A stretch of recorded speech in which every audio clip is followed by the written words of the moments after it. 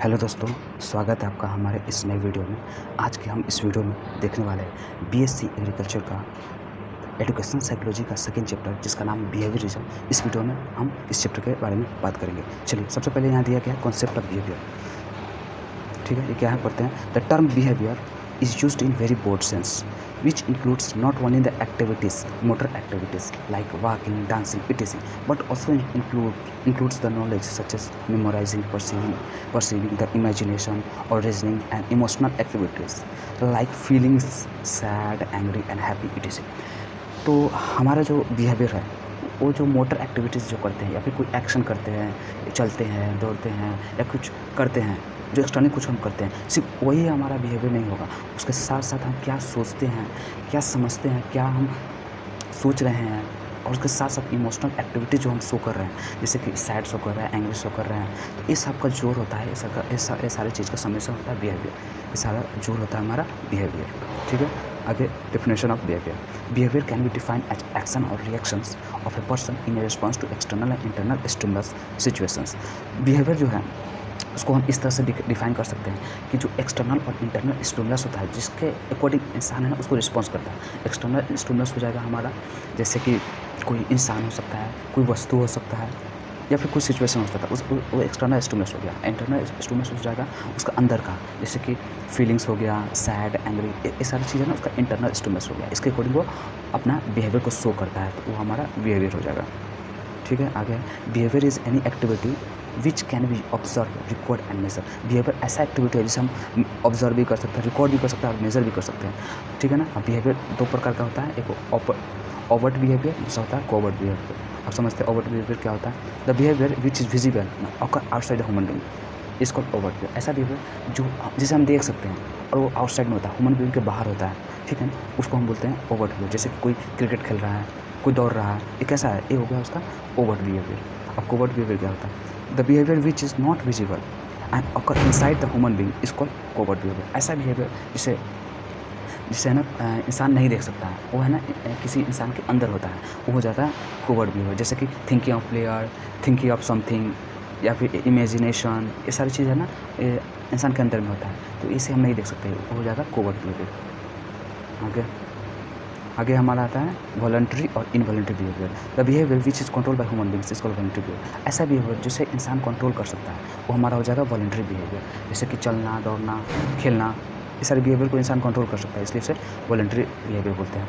The behaviour which occur naturally is called involuntary behaviour. ऐसा behaviour जो naturally अकर होता है, जिसे इंसान बदल नहीं सकता है, वो होता है इनवॉलंटरी बिहेवियर। जैसे हो सकता है कि ब्लड वेन में फ्लो कर रहा है, हार्ट पंप कर रहा है, वर्किंग ऑफ किडनी, ये सारे नेचर में होता है, नेचुरली होता है, जिसे हम बदल नहीं सकते, ऑटोमेटिक चलता रहता है, तो ये सारे होता है इनवॉलंटरी बिहेवियर।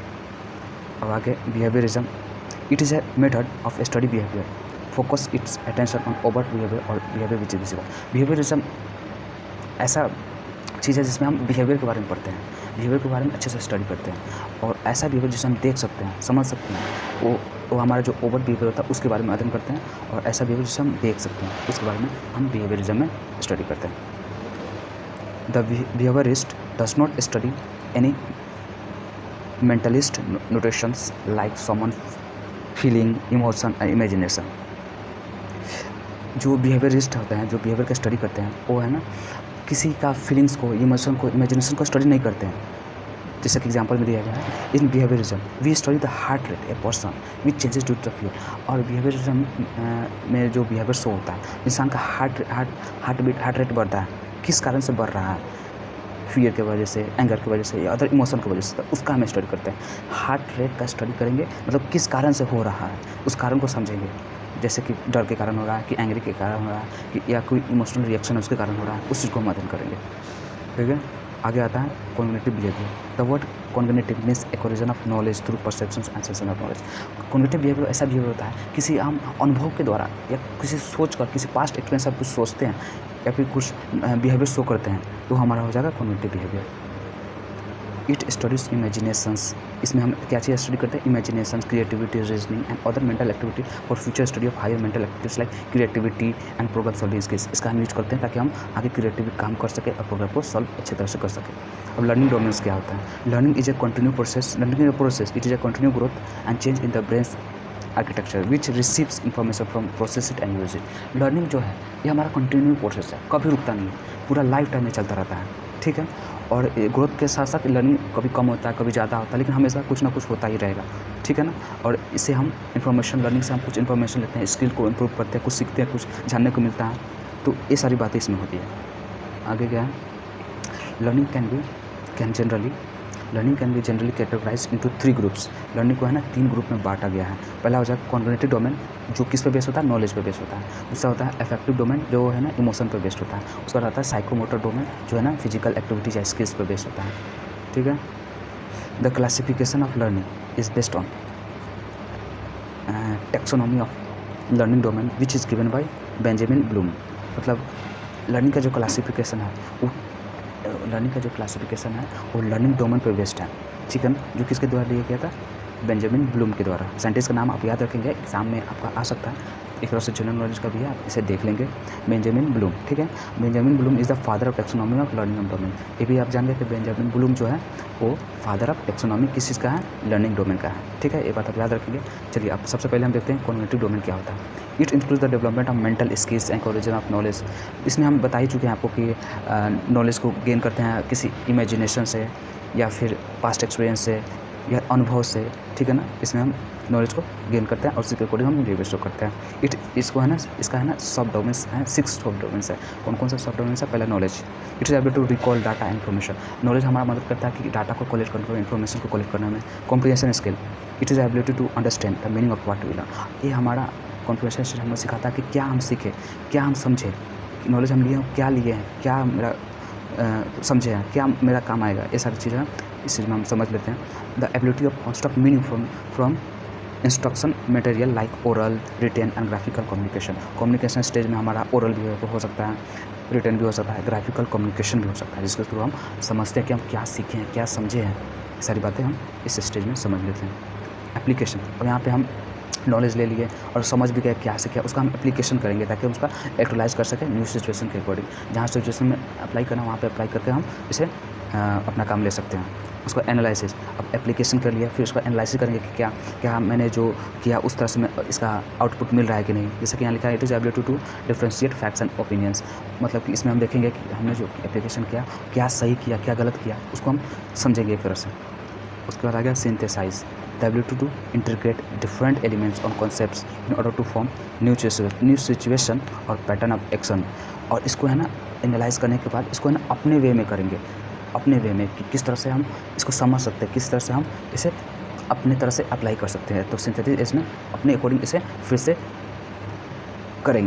उसको करेंगे ताकि हम फिर से अच्छा आउटपुट ले सकें और अच्छे से इसे समझ सकें। उसका evaluation, it is ability to come up with अब उसके बाद है ना इवेल्युएट करेंगे कि हमारा कौन सा ऑप्शन सही था, कौन सा ऑप्शन मेरे लिए सही होगा, उस ऑप्शन का चूज करेंगे, एवेल्युएट करेंगे और उसी को हम सेलेक्ट करेंगे, ठीक है।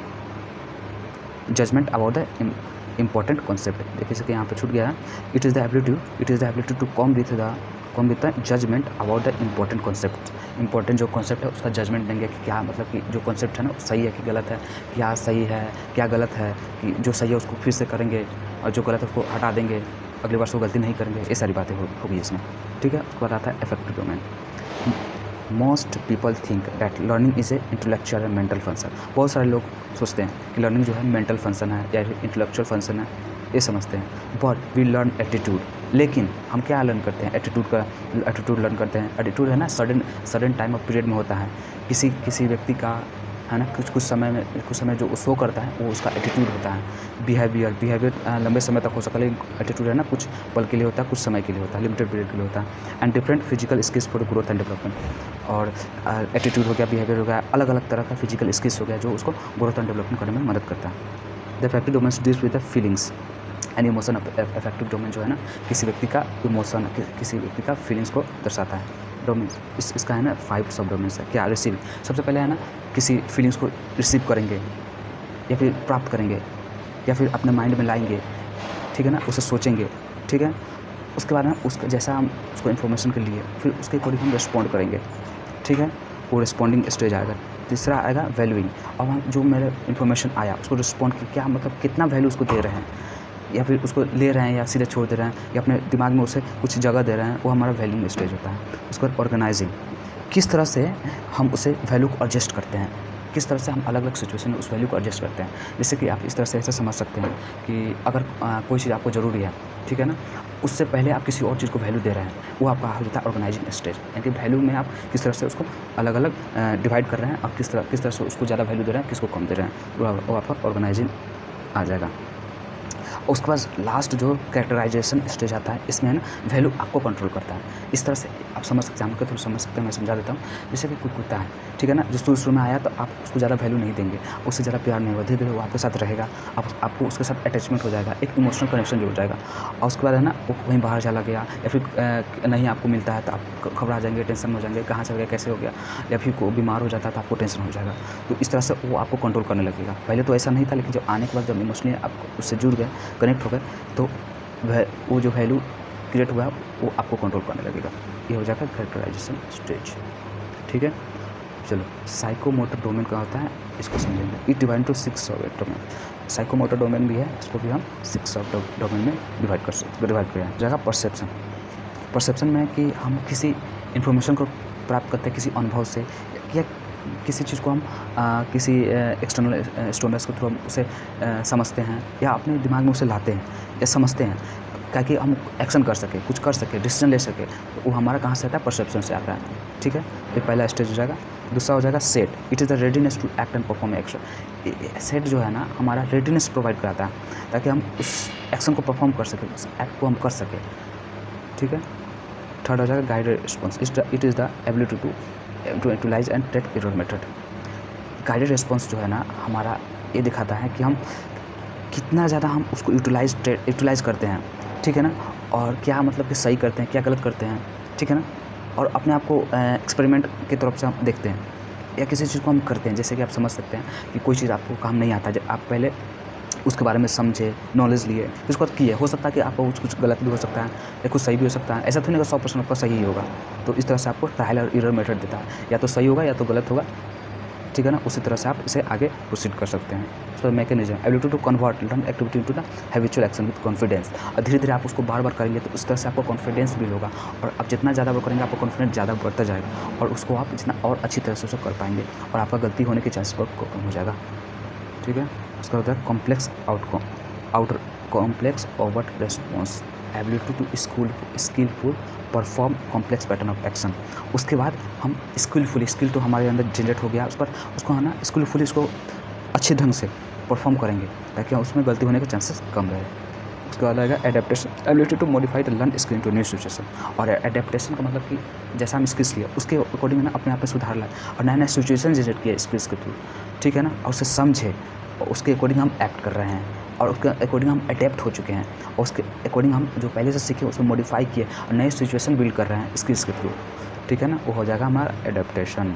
लास्ट स्टेज आता है हमारा ऑर्गेनाइजेशन।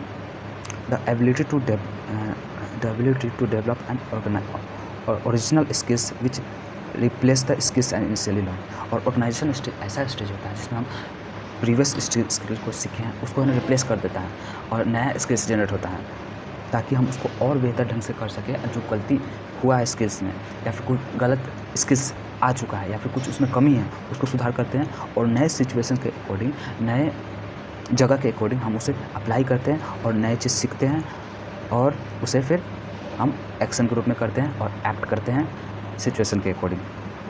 यानी कि इस तरह से आप समझ सकते हैं कि हमारा जो ओरिजिनल स्किल है उसको हम रिप्लेस करते हैं नए स्किल से, ताकि हम उसमें अच्छा बेहतर कर सकें और अच्छे से उसको अप्लाई कर सकें। बेसिक आपका यही है। तो दोस्तों, ये सेकेंड चैप्टर जो है पूरी तरह से समाप्त हो चुका है। मैं आशा करता हूँ आपको हमारा वीडियो काफ़ी अच्छा लगा होगा। अगर इसमें कुछ भी अगर आपको डाउट होगा तो आप मुझसे कमेंट में पूछ सकते हैं, मैं आपको उसका जवाब दे दूँगा। तो दोस्तों, वीडियो को बस यहीं पर समाप्त करता हूँ। अब मिलता हूँ किसी और नेक्स्ट वीडियो में, किसी और नेक्स्ट लेक्चर के साथ। तब तक के लिए स्वस्थ रहें, मस्त रहें। जय हिंद, जय भारत।